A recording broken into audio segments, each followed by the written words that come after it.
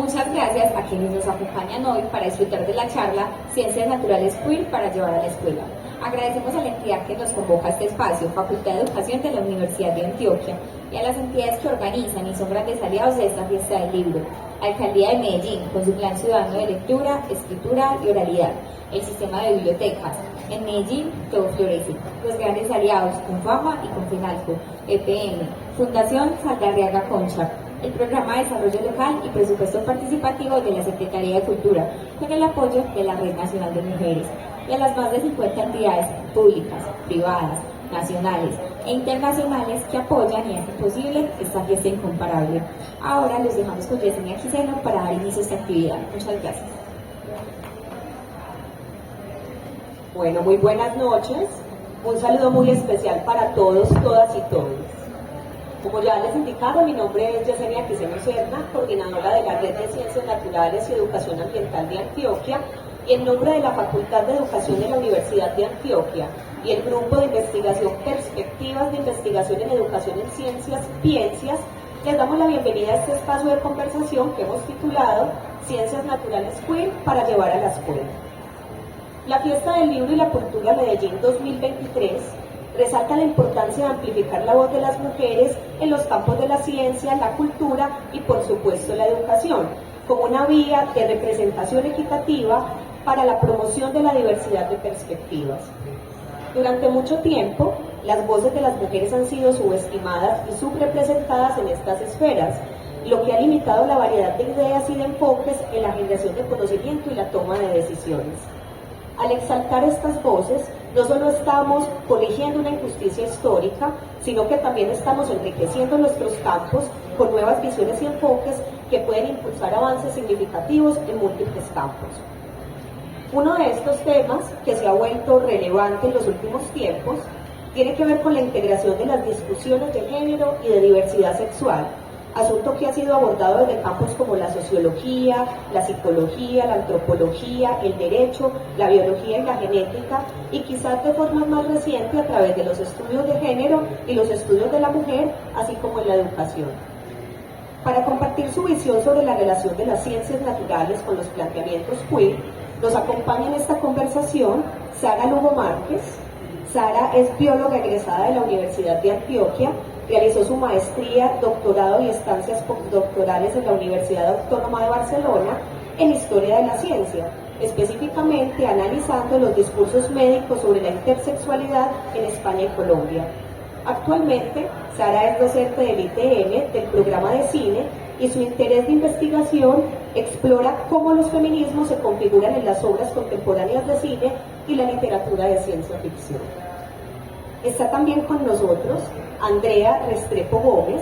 Ella es bióloga de la Universidad de Antioquia, magíster en Biología y Biotecnología Vegetal de la Universidad Autónoma de Barcelona. Ha sido docente en diferentes escenarios educativos, ha participado en proyectos de apropiación social del conocimiento, de creación de experiencias de aprendizaje. Actualmente es docente de Ciencias Naturales vinculada a la Secretaría de Educación de Itagüí. Y contamos también en este espacio con la presencia de Cristian Ferney Giraldo Macías, licenciado en Educación Básica con énfasis en Ciencias Naturales y Educación Ambiental de la Universidad de Antioquia, doctor en Educación de la Universidad de Burgos en España, actualmente docente de cátedra de la Facultad de Educación de la Universidad de Antioquia y coordinador académico en la institución educativa Alfonso Upegui Orozco del municipio de Medellín, que nace parte también del Grupo de Investigación Ciencias de la Facultad de Educación de la Universidad de Antioquia. En este escenario, problematizar la biología y su papel en la construcción de la identidad de género y la orientación sexual es esencial para desafiar los estereotipos perjudiciales y promover una comprensión más completa de estas cuestiones. Al considerar la biología en estas discusiones, estamos abriendo la puerta a investigaciones que pueden ayudarnos a todos a comprender mejor las experiencias de las personas y a desarrollar políticas y prácticas más inclusivas y respetuosas. En última instancia, al integrar el cuestionamiento de la perspectiva biológica en las conversaciones de género y diversidad sexual y llevar estas reflexiones a la escuela, estamos dando un paso importante hacia una sociedad más justa y comprensiva con todas las personas. Para iniciar, Vamos entonces a escuchar a cada uno de nuestros invitados, quienes abordarán 3 aspectos muy interesantes. Uno de ellos, las relaciones entre el sistema sexo-género y la construcción social de la ciencia, la experiencia de los docentes de ciencias naturales en el aula frente a la diversidad desde la perspectiva biológica, y finalizar con las posturas de la escuela frente a la educación para la sexualidad y la formación para la ciudadanía, que nos permitirán a todos situarnos en estos temas. Damos entonces la palabra a Sara Lugo Márquez. Sara, bienvenida a este espacio. Muchas gracias por esta presentación. Buenas noches y muchas gracias también por la invitación a la facultad, al grupo de investigación. Podemos pasar a la diapositiva. Vale.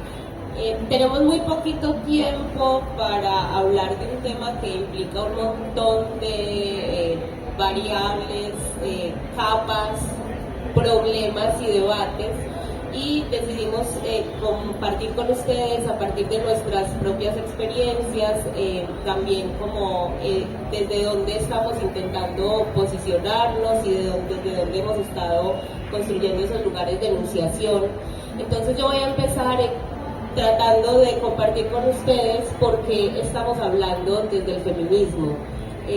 Ahorita ya se mencionó los estudios de género y los estudios de la mujer, pero evidentemente el feminismo es un lugar desde el cual hemos podido construir unas formas de leer y hacer la naturaleza de unas maneras específicas. Y entonces lo primero que quiero compartirles son como 3 cosas, propuestas que el feminismo me ha regalado a mí para poder leer de una manera diferente lo natural. La primera sería ese cuestionamiento a los dualismos. Sabemos que tenemos como una tradición histórica desde la que hemos heredado un mundo muy dual, un mundo binario, un mundo en el cual nos es muy difícil entender que las cosas tienen relaciones transductivas, es decir, que se hacen las unas a las otras, y creemos que las categorías contrarias como hombre-mujer, como macho-hembra, son contrarias y separadas y no permiten como un entendimiento más continuo, más mezclado, o no nos podemos leer como el mundo natural desde esos lugares más pensando en sus relaciones que en sus separaciones, sus contrastes y en sus diferencias.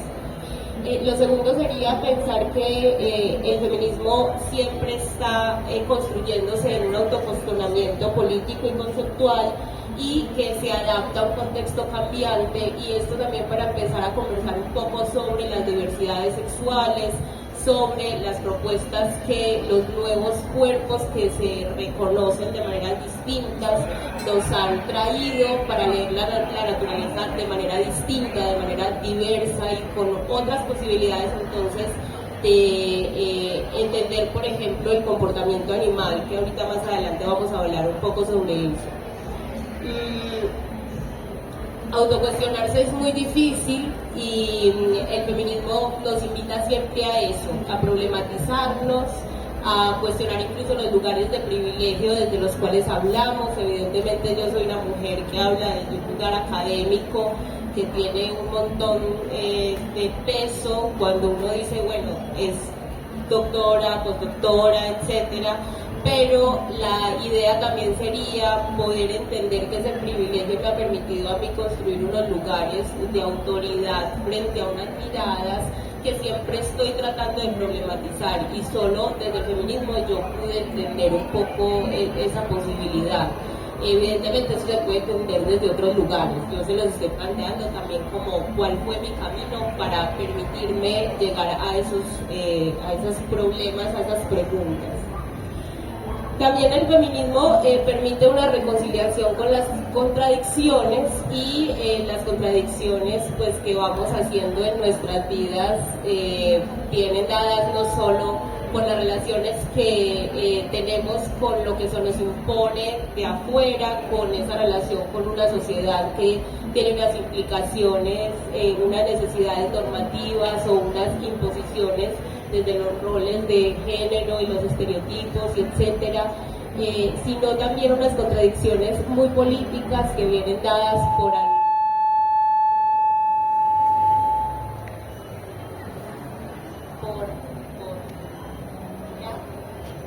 hola, sí, me estaba escuchando, sí. Unas contradicciones muy políticas que vienen dadas, pues evidentemente por un sistema pues neoliberal, capitalista y etcétera, al cual pues estamos sujetas, y entonces el feminismo también a mí me ha permitido cuestionar esa ideología y las contradicciones puestas por un sistema neoliberal también implican unos ideales. Los ideales de libertad, los ideales de éxito, de la felicidad, los ideales entonces también de lo femenino y lo masculino, y en esa contradicción con los ideales pues hemos ido, o creo que cuando nos acercamos a estos temas vamos aprendiendo a escoger que sí y que no de esas posibilidades de lo masculino y de lo femenino, y también evidentemente de lo no binario, de lo lésbico, de lo homosexual y de toda la diversidad sexual que hay pues como en nuestra naturaleza, que es un poco lo que queremos intentar como cuestionar. Esa naturaleza está supuestamente o a veces por esas mismas tradiciones puesta en un lugar que a veces sentimos como alejado de lo cultural, y en este momento lo que queremos es intentar deshacer esa separación entre lo natural y lo cultural.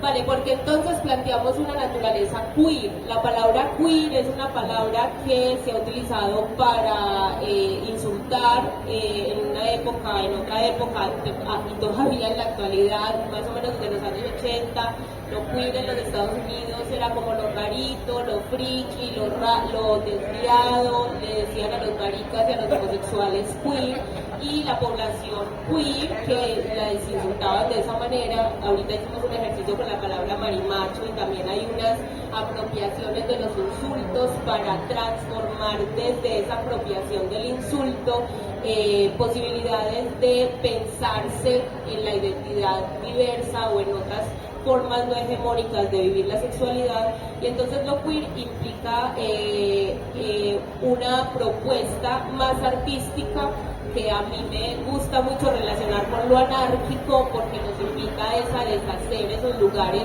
identitarios, jerárquicos, categóricos, heterosexuales. Entonces por eso estamos ahorita explorando un montón de formas de ver no solo lo natural, sino también el arte, la antropología, la paleontología, desde lo queer. Y la propuesta que traemos hoy un poco es como esta provocación de parte de esa palabra que no es tan rara. En Latinoamérica también la están escribiendo con K, entonces si buscan algunas cosas de queer con K salen unas cosas más latinoamericanas y no tan norteamericanas, pero bueno. Y por último, yo les quiero proponer la idea o la posibilidad de que pensemos la ciencia como una construcción social, y en ese sentido, pues el sexo también sería una construcción social. Por ahí Manuela se está riendo porque creo que se acuerda de esta imagen que la vimos en clase. Yo siempre muestro esta imagen porque para mí fue la posibilidad de entender la ciencia como construcción social y el sexo como construcción social.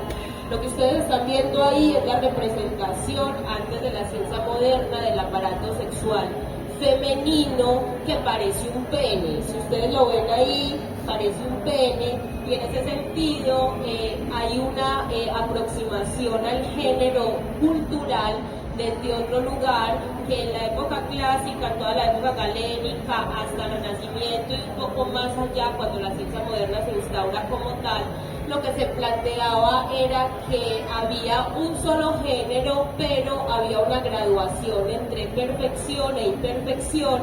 Lo masculino, hombres, era lo más perfecto, lo femenino era lo más imperfecto, y todos los procesos fisiológicos de las mujeres se explicaban desde la imperfección de los hombres. Por lo tanto, se pensaba que lo que nosotras teníamos dentro era un vestigio de pene, y eso es una cita literal, un vestigio de pene no descendido, porque no habíamos logrado desarrollarnos completamente en el proceso embrionario.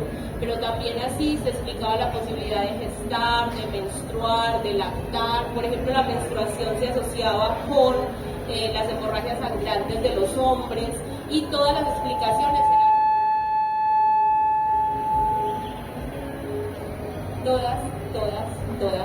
todas las explicaciones eran en ese sentido, pues con esa misma lógica.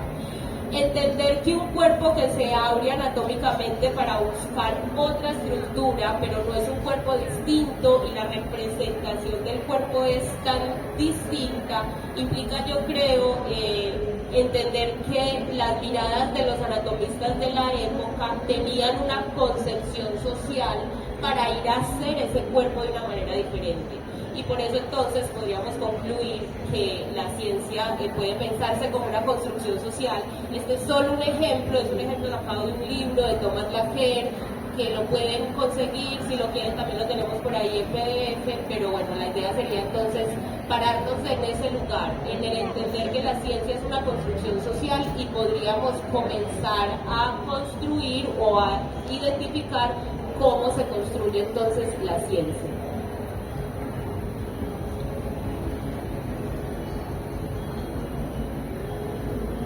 Hola, gracias Sara. Bueno, entonces, buenas noches, bienvenidos, bienvenidas. Bueno, yo primero quiero aclarar que no vengo pues como en plan de experta, sino que yo soy una docente, más o menos hace 15 años que soy docente, he trabajado pues como bióloga y también como docente, y les voy a contar más como a partir de mi experiencia, ¿cierto? Lo que yo me he encontrado en la escuela, en el trabajo con chicos, con chicas, y cómo ha sido mi proceso. ¿A qué me refiero con mi proceso? ¿Dónde empecé y por qué resulté aquí sentada con estas personas conversando? Cierto, hace más o menos unos 8 años, 9 años me vinculé al magisterio, y empecé a notar pues que la escuela, aunque los estudiantes son muy distintos a cuando éramos nosotros, cuando estábamos en el colegio, y los discursos que se siguen manejando en los colegios son muy similares, ¿cierto? Yo le decía, por ejemplo, a Sara, el insulto de marica es el primero, ¿cierto? Ese es el que se sigue usando en todos, absolutamente todos los colegios, y sigue siendo como el que más latiga, ¿cierto? Entonces yo decía, ¿qué está pasando aquí? Que no hemos avanzado en esos aspectos, que seguimos como en las mismas. Entonces empecé a trabajar, no en mi área, sino que era otra área pequeñita. Empecé a trabajar con prejuicios y estereotipos.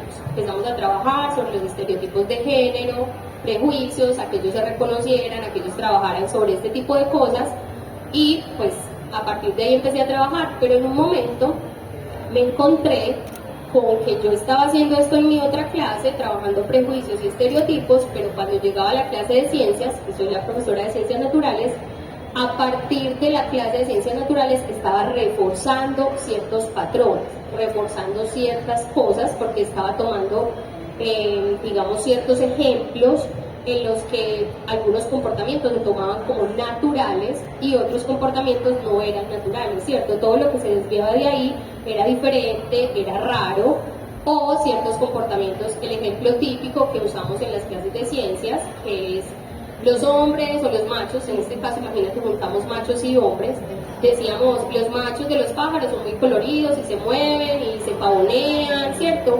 Y las mujeres tienen una posición muy quietecita, esperan a ser conquistadas, ¿cierto? Y eso lo metemos en las clases de ciencias y lo replicamos y lo decimos, y luego vamos a trabajar y decimos no, pero tenemos que trabajar equidad de género, somos de otra manera, pero en la clase de ciencia volvemos y lo reforzamos.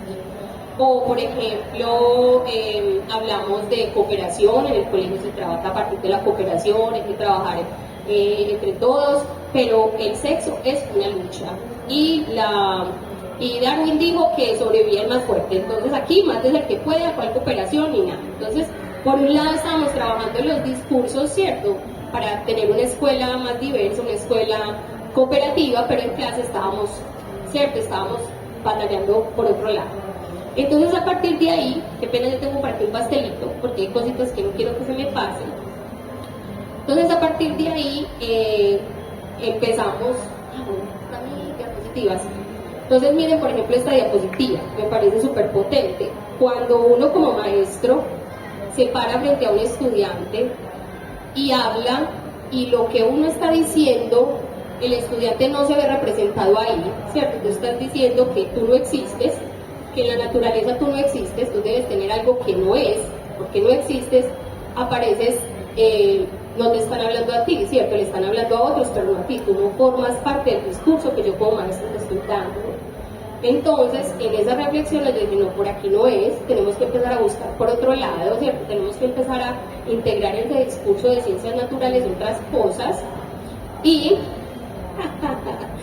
ahí empecé pues como a buscar como otras posibilidades, y empecé como a cuestionar, ¿cierto? Y a decir, a ver, es que la que ha sostenido la diversidad en la vida en este planeta ha sido la diversidad, ¿cierto? Lo que permite que estemos todos aquí en este planeta vivos ha sido la diversidad. La diversidad no homogeniza, la diversidad es que todos podemos hacer parte, y gracias a esas diferencias que cada uno tiene es que somos potentes, ¿cierto? Es que somos potentes. Yo decía, si todos llegan y somos exactamente igualitos, y llega una enfermedad y todos nos morimos, pero si unos tienen ciertos genes, otros tienen ciertos genes, esa diversidad es lo que ha permitido que estemos aquí, ¿cierto? Entonces, pensando en eso, empecé a utilizar una frase que ahora la vamos a ver también en otra diapositiva, en la que yo digo, en la diversidad reside la belleza, ¿cierto? Se las digo mucho a los estudiantes, la belleza está en la diversidad, porque ellos también se sienten muy mal porque son diferentes, ¿cierto? El colegio homogeniza mucho, ellos les gusta tal vez por la edad, estar todos peinaditos iguales, todos, aparte pues del uniforme, entonces el que se sale un poquito del rango es raro. Pero entonces, ¿qué le dices? Sí, raro, muy rico, qué bueno ser raro, ¿cierto? Ser raro es precisamente lo que hace que estemos aquí. Entonces, empezamos también a utilizar en clase, si me ayudas con la otra diapositiva, a utilizar otros ejemplos, ¿cierto? No siempre el mismo ejemplo de los pájaros de Madagascar, los que dan clases de ciencia aquí, pues sabrán, son los pájaros que son muy coloridos y que se pavonean mucho, sino que empezamos a trabajar en clase como el típico del pez payaso, ¿cierto? El pez payaso que puede ser todos son machos y necesitan una hembra, entonces cambia a hembra, ¿cierto? Cambia según la necesidad a macho o a hembra. Los pulgones estos de jardín, que se pueden reproducir sexualmente, a veces asexualmente, si necesitan poner huevos, ponen huevos, o sea, tiene una diversidad de reproducción altísima, es según la necesidad. Empezamos a trabajar con, por ejemplo, los delfines, pues los delfines botella. Estos delfines crían 2 hombres a un delfín, ¿cierto? Entonces los crían, hay ejemplos de pingüinos que también crían 2 machos, un huevo, pues un polluelo. Entonces empezar a trabajar como este tipo de ejemplos para que los estudiantes se sientan representados. Ya, mira, yo no soy el raro, pues dije ahora que lo raro es bueno, pero también en el sentido de que yo pertenezco, yo estoy aquí, yo puedo, pues, estar, ¿cierto? Como sea. Entonces, bueno, continuando con esto y continuando con estas búsquedas, no sé cuánto tiempo, continuando con estas búsquedas, empecé a leer, a buscar otros, pues como les decía, otros referentes para llevar a las clases. Y en esa misma búsqueda, me puedes pasar la otra diapositiva, esta ya es la de lo que les decía. En el colegio trabajamos, esta es una cartelera grandota que ve a la entrada del colegio, en la que si notan está pues la diversidad del colegio diverso e incluyente, pero a los laditos no se nota mucho, hay como diversidad de flores, diversidad de mariposas, de insectos, ¿cierto? Somos diversos, en la naturaleza somos diversos nosotros. Entonces en esas búsquedas también me encontré con una escritora, con una experta en neandertales, ella es francesa, se llama Marilyn Patou-Matisse, y es un libro que se llama, ahorita se les vamos a poner las referencias, que se llama El hombre prehistórico fue también una mujer. Entonces cuando yo me encontré con el libro, yo como así, pues resulta que hay evidencia de que todos estos rasgos que nosotros vemos en los museos, de que las mujeres se quedaban casadas, pues, o sea, se quedaban esperando que los hombres casaran, y los hombres eran fuertes y grandes y son representados con las armas, no hay suficiente evidencia, o sea, se está revisando y había un sesgo de los investigadores. ¿Quiénes eran los investigadores en esa época? Todos hombres, todos eran hombres, entonces ellos ven un cráneo grande, potente, hombre, no hay más, o sea, esto es hombre. Pero, ¿quiénes estaban haciendo el trabajo? Lo mismo ahorita que se me olvidó mencionar. Darwin para nosotros, pues los que somos biólogos, es un dios, y lo es y no, era una persona que estaba inmersa en su época, una persona que estaba inmersa en unos pensamientos, que no podía pensar diferente, lo hizo pues porque hizo la teoría de la evolución, pero para él era difícil pensar que una mujer se iba a comportar de cierta o de otra manera, porque no podía estar, porque su época, su tiempo, su religión no se lo permitía. Entonces, de la misma manera, cuando tú tienes un investigador que es hombre, le va a dar una mirada como hombre. Lo mismo yo como mujer le voy a dar mi mirada. Entonces, la intención sería trabajar, que lo trabajen los hombres, las mujeres, las personas que se sientan no binarias, o sea, con todas las diversidades para que la investigación pueda tener esa riqueza. Y por último, no me quiero quedar sin mencionar, también pensando en esto y en feminismo, hay una autora que se llama María Acaso, que estuvo aquí invitada precisamente a la Feria del Libro, que nos trabajaba con pedagogías invisibles. Ella nos hablaba sobre cómo lo que nosotros como maestros llevamos al colegio, a la clase, son microdiscursos, ¿cierto? Microdiscursos. Desde la manera como entramos al salón, cómo tenemos las sillas organizadas, cómo nos referimos a los estudiantes, cómo está decorado el salón. Absolutamente todo lo que nosotros llevamos al aula es un microdiscurso. Y hay que estar pendiente, pero fuera de todo ser profesor, ponerle cuidado a eso, sí, también.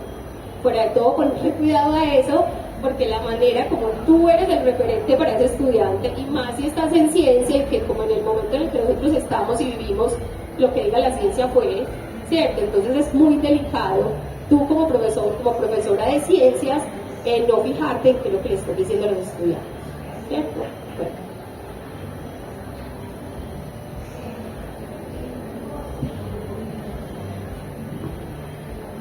Bueno, buenas noches para todos y todas. Muchísimas gracias por estar con nosotros en este espacio. Escuchar a Andrés es muy esperanzador, porque uno quisiera que muchos docentes incorporaran este tipo de reflexiones en la escuela. Sin embargo, creo que la realidad es otra. Y justamente la parte que yo les voy a compartir tiene referencia a qué está haciendo la escuela, qué se hace actualmente para promover este tipo de discursos y para llevar a los estudiantes a sentirse mucho más cómodos con su propia identidad. Como ustedes pueden apreciar en la parte izquierda hay una especie de línea del tiempo, pues no pretendo detenerme en hechos históricos, pero sí quiero que entiendan que esta discusión que estamos teniendo no es un asunto que nosotros nos hayamos inventado o que nosotros estemos proponiendo por primera vez.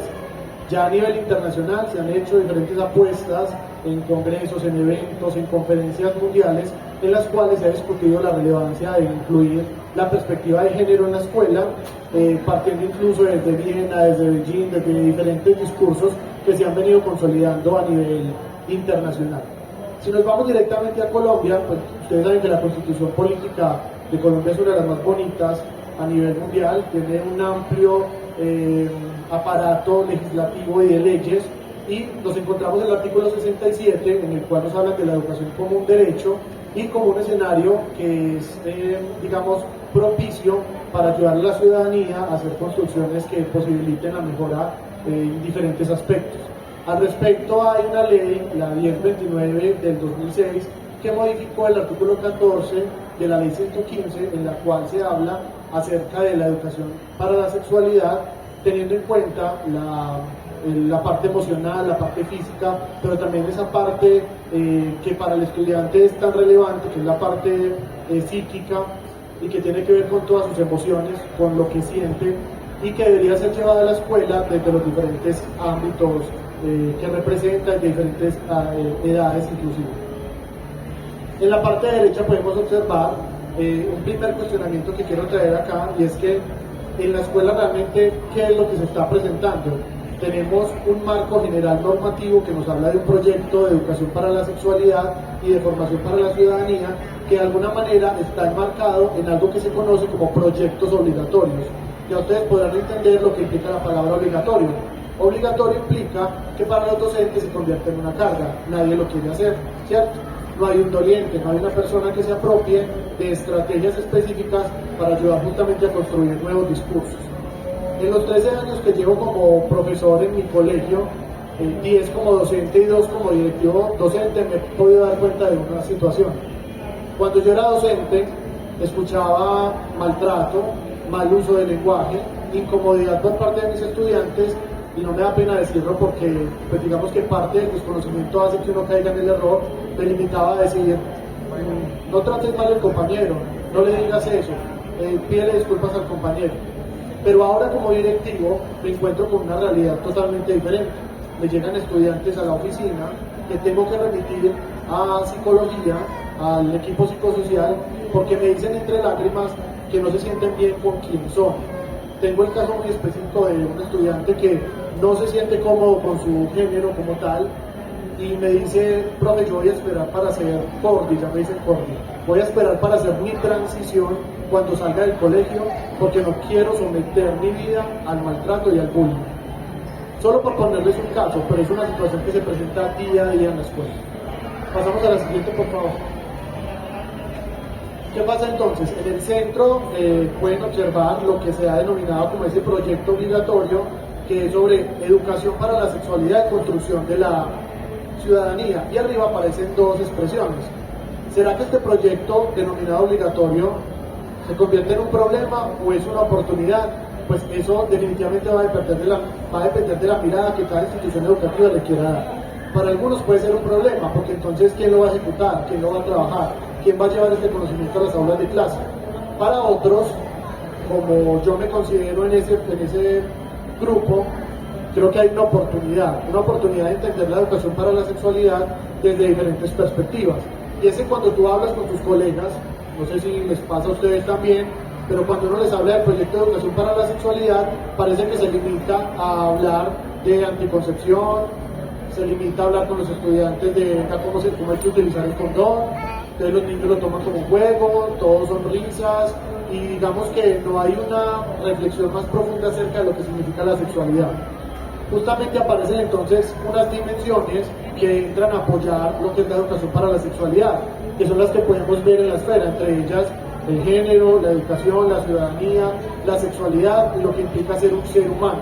Y justamente acá aparecen unas preguntas que bien no pretendemos responder el día de hoy, pero que sí queremos poner sobre la mesa y para la discusión, no solamente en nuestras instituciones, sino a nivel nacional. Y son, ¿qué significa educar con perspectiva de género? ¿Qué sentido tiene lo que aprendemos en la escuela? Que es una pregunta que nos hacen todo el tiempo los estudiantes. ¿Cómo se relaciona la vivencia de la sexualidad y el ejercicio de la ciudadanía? ¿Qué hay que saber y qué se debe saber para ejercer la ciudadanía?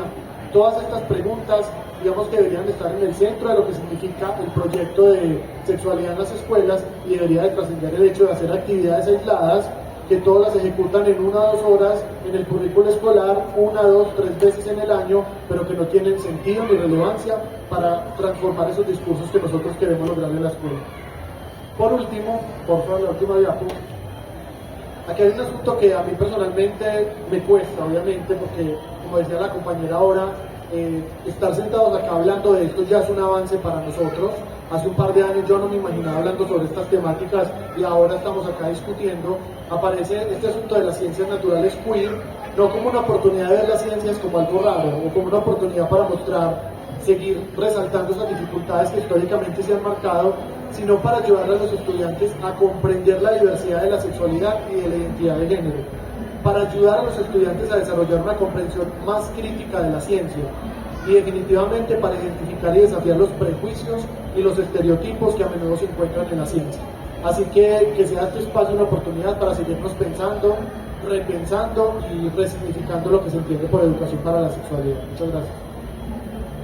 Bueno, indudablemente unos planteamientos muy interesantes que nos llevan a todos también a pensar y a ir hilando y conectando estas ideas que nos plantea Sara, que nos plantea Andrea y que nos plantea Cristian.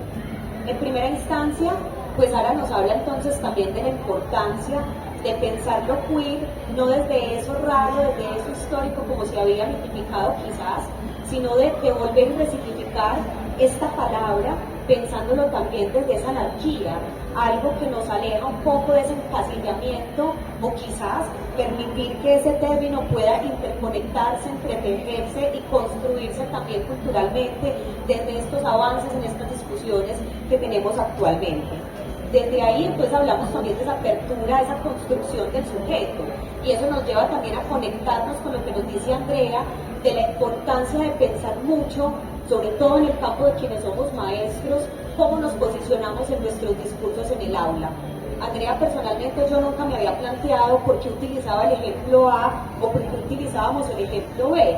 ¿Por qué hablar del ejemplo del cuidado parental en pingüinos, por ejemplo, y no llevarlo a otras especies que pueden mostrar también cómo ese aspecto se desarrolla de maneras distintas?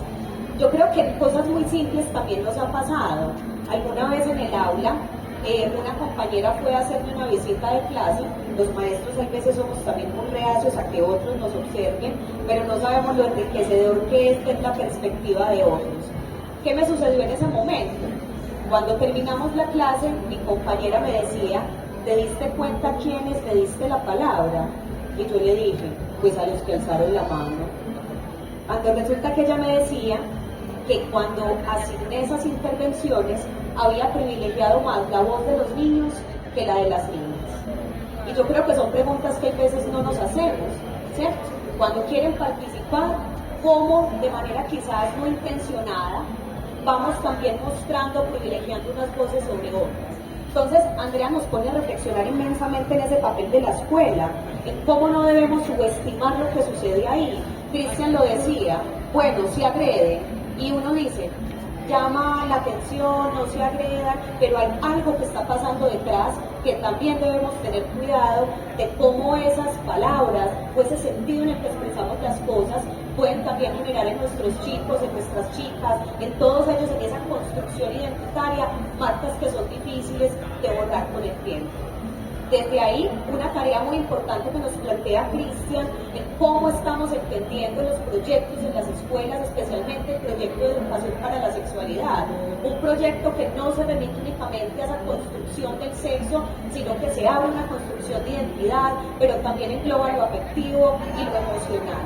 Ahí el llamado creo que nos deja en este último aspecto, Cristian, es no pensarlo en la actividad, sino quizás no solamente desde el área de ciencias naturales, sino quizás también desde el arte, quizás también desde la expresión en educación física, podemos también permitir otras construcciones. Y ojo, también valorar nuestros discursos. Yo creo que un asunto interesante que nos falta y que nos llama también la discusión de nuestros invitados es cómo me estoy posicionando de manera directa o indirecta con el discurso que llevamos al aula. En este aspecto, contamos también en este espacio con un video que nos comparten desde una institución educativa, un video de una maestra que ha trabajado activamente esa construcción de identidad desde el proyecto de educación sexual, la maestra María Niña Paz Arriaga de la institución educativa El Bagre del Bagre Antioquia.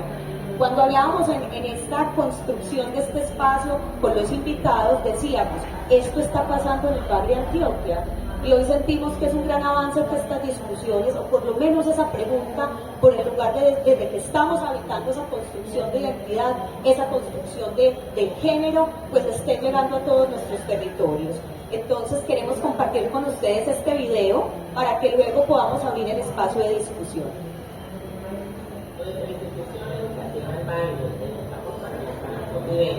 Desde el proyecto de salud sexual y reproductiva y su componente de diversidad sexual, queremos que nuestros estudiantes se valoren a sí mismos, tengan dignidad y sean capaces de trabajar desde la equidad de género. Así lo hacemos y estamos propicios para seguir avanzando en equidad, en dignidad y haciendo posible vivir de otra manera.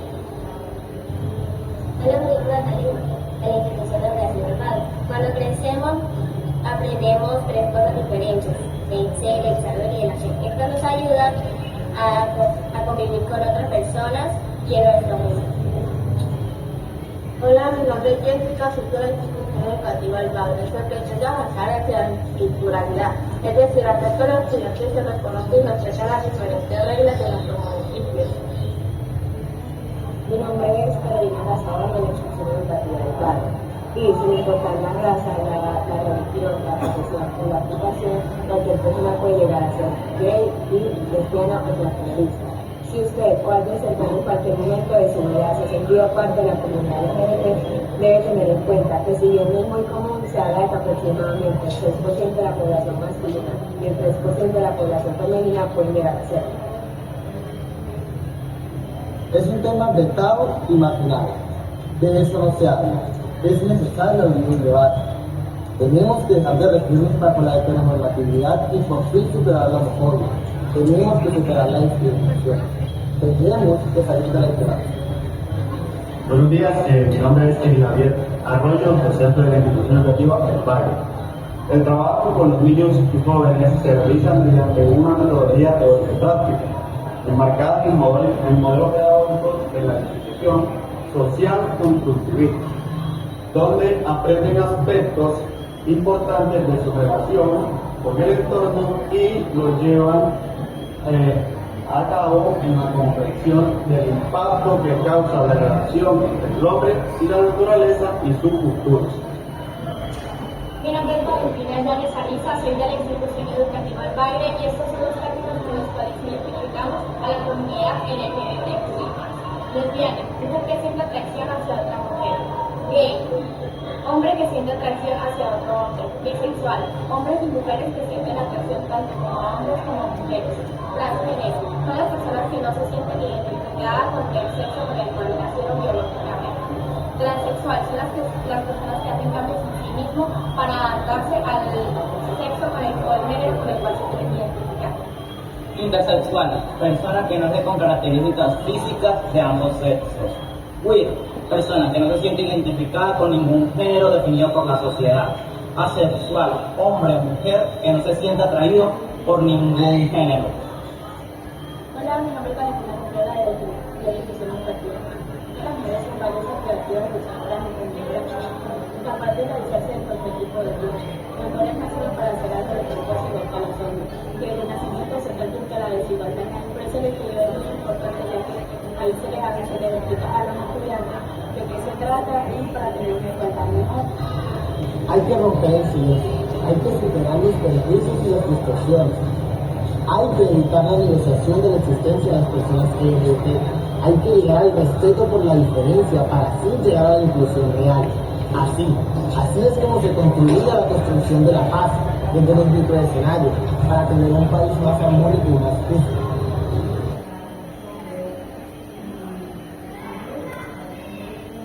Bueno, yo creo que mensajes que nos llegan, que todavía vamos en ese proceso de construcción, en un proceso también de comenzar a identificar, a nombrar, a decir, a posicionarse, pero que ya nuestros invitados también nos contarán cómo se van hilando también estos asuntos que comienzan a perfilarse en las instituciones, que comienzan también a tener voz desde estos espacios y cómo nosotros también podemos revisarlo desde distintos aspectos cuando hablamos en el ámbito educativo.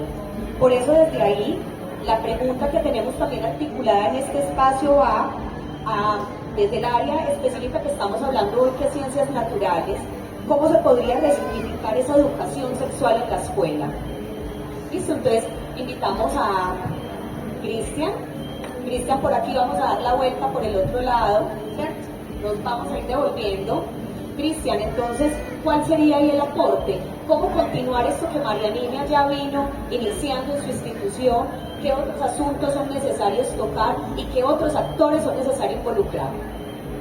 Bueno, como profe también de la Facultad de Educación, donde constantemente estoy formando otros maestros, indudablemente mi respuesta va por ese lado. Hace falta formar a los maestros en este tipo de discursos y de comprensiones, de nuevas comprensiones. Si bien no considero que sea necesaria una cátedra específica para hablar de este tipo de discursos, creo que sí es necesario que en todas las asignaturas específicamente de la licenciatura en Ciencias Naturales, pues los docentes tengamos a nuestra disposición las herramientas adecuadas para llevar, por ejemplo, los ejemplos que, valga la redundancia, que André nos mencionaba ahora. Es importante que haya un mayor dominio de de la temática, un mayor dominio conceptual, pero también algo fundamental, un mejor dominio metodológico, porque llevar la sexualidad a la escuela implica que tengamos conocimiento de diversas estrategias, que podamos, como dicen mis autores favoritos, Moreira, diversificar las estrategias de enseñanza, que podamos llevar proyectos innovadores a la escuela, que transversalicen diferentes áreas del conocimiento y que muestren lo queer desde una perspectiva mucho más integradora y mucho más holística. Así que yo creo que la clave en parte está en esos procesos de formación de maestros y en la manera como nosotros y como la Facultad de Educación se está pensando la educación para la sexualidad en clave de llevar esos conocimientos a los diferentes escenarios de participación ciudadana. Lo amplío a la participación ciudadana porque la formación no solamente se limita a la escuela, sino que también a otros escenarios de formación no formal, escuelas de jóvenes y adultos, y incluso fundaciones y otras empresas que tienen apuestas muy importantes por atender la sexualidad, temáticas asociadas a la sexualidad. Bueno, yo creo que lo mencioné ahorita, lo voy a decir un poquito rápido porque también queremos que ustedes participen. Lo mencioné ahorita y es el discurso, pensar cuál es el discurso que estamos llevando a la clase, ¿cierto? ¿En qué lugar me pongo? Si seguimos manejando esas, por ejemplo, por algo tan simple como las relaciones de poder entre maestro y estudiante, ¿cierto? Eso dice mucho.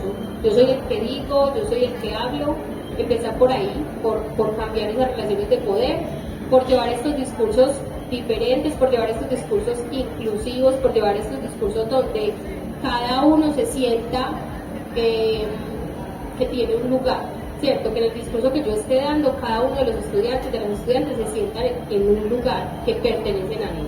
Yo creo que es muy importante revisar lo que leemos, lo que decimos, lo que presentamos, cómo lo decimos, cómo lo presentamos, porque no es nuestra, pues no debe ser lo que nosotros hagamos para reforzar estereotipos, para excluir, para mostrar algo como dañado, como antinatural, sino por el contrario, que podamos tener una escuela y una sociedad obviamente entonces más generosa, más inclusiva, más diversa, más donde todos y todas nos podamos sentir que pertenecemos. Bueno, yo la invitación mía sería simplemente pues pensando no solo en la sexualidad, sino intentando también transversalizar un poco nuestros propios discursos y los discursos también que llevamos a las aulas, pensar que le tenemos mucho miedo al saber y a la ciencia y abrir esos espacios que son como a veces alejados o como unas cajas negras que terminamos como repitiendo en ejemplos o en conceptos o en teorías. Entonces, un posicionamiento crítico frente a las maneras en cómo estamos intentando construir lo natural, creo que desde mi punto de vista, me gusta tanto el tema epistemológico y los lugares de construcción de conocimiento, sé que eso transformaría también esas relaciones erótico-afectivas, porque además hay unas propuestas nuevas del deseo que nos están interpelando todo el tiempo, o sea, ya no podemos escapar a esas nuevas búsquedas de los jóvenes, las jóvenes que están proponiéndonos desde propuestas artísticas, movimientos urbanos, otras formas distintas de relacionarse, y lo biológico pues evidentemente también tendría que transformarse desde esos lugares. Bueno, muchísimas gracias a ustedes por acompañarnos, también muchas gracias a ustedes por participar en esta actividad y oficialmente damos por terminada la Feria del Libro 2023.